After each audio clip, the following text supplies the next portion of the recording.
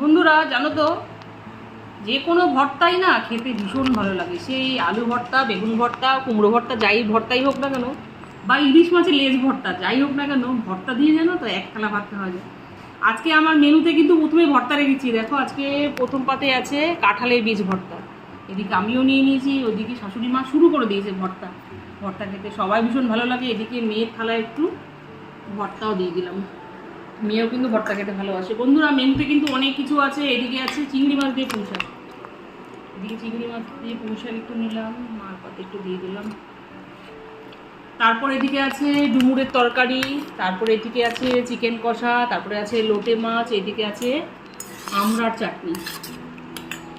যেহেতু প্রথম পাতে ভর্তা পেয়ে গেছি, আজকে ভর্তা দিয়ে শুরু করবো। ভর্তার সাথে না অনেকে একটু লেবু চিপে নেয়, আমি আজকে ভর্তার মধ্যেই লেবু দিয়ে দিয়েছি। এই ভর্তা দিয়ে মাখলাম।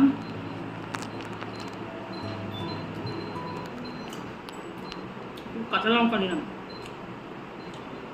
দারুণ। কাঁচা লঙ্কা কি তোমাকে একটা দেবো? না, ভালো হয়েছে তো?